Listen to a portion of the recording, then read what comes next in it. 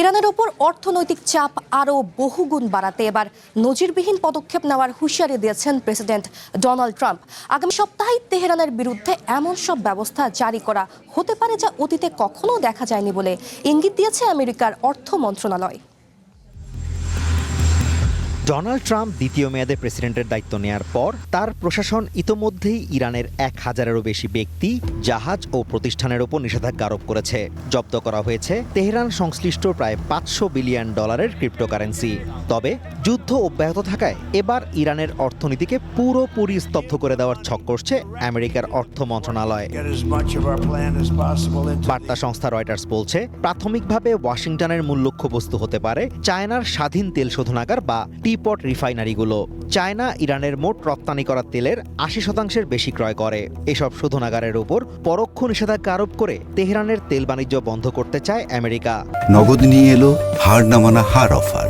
সর্বনিম্ন 10,000 টাকা রেমিটেন্স নগদে পাঠালে থাকছে স্বর্ণের হার জেতার সুযোগ। এর পাশাপাশি ইরানের শত শত কোটি ডলারের তেলের অর্থ লেনদেনে সহযোগিতাকারী চায়না ও হংকং ভিত্তিক ব্যাংকগুলোর ওপরও কড়া নজর রাখছে ওয়াশিংটন।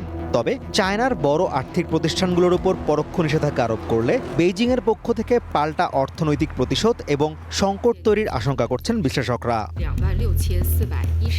বিশেষজ্ঞরা বলছেন, আমেরিকার অর্থ মন্ত্রণালয় মূলত তেল পরিবহনকারী, ক্রেতা ও লেনদেনে ভূমিকা রাখা প্রতিষ্ঠানগুলোর ওপর নজরদারি ও চাপ প্রয়োগ জোরদার করার বিষয়টি বিবেচনা করছে।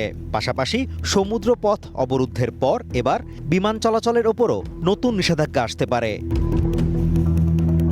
এদিকে ইরাক, তুর্কি ও পাকিস্তানের মতো প্রতিবেশী দেশগুলোর সহায়তা নিয়ে ইরানের চতুর্পাশে স্থল অবরোধ বা ল্যান্ড ব্লকেট তৈরির সম্ভাবনাও খতিয়ে দেখা হচ্ছে। যদিও দুর্গম সীমানা ও প্রতিবেশী দেশগুলোর ওপর পুরোপুরি নিয়ন্ত্রণ না থাকায় এটি বাস্তবায়ন করা অত্যন্ত জটিল হবে বলে মনে করছেন বিশ্লেষকরা। অন্যদিকে ইরানের সাথে বাণিজ্য চালিয়ে যাওয়া দেশগুলোর ওপর পরোক্ষ শুল্ক আরোপের কৌশল বিবেচনা করছে ওয়াশিংটন। সামরিক শক্তির পাশাপাশি অর্থনৈতিকভাবে কোণঠাসা করে তেহরানকে নতজানু করাই এখন প্রেসিডেন্ট ট্রাম্পের মূল লক্ষ্য। তবে বিশ্ব অর্থনীতির জটিল সমীকরণে এই পরিকল্পনা কতটা সফল হবে তা নিয়েই তৈরি হয়েছে প্রশ্ন।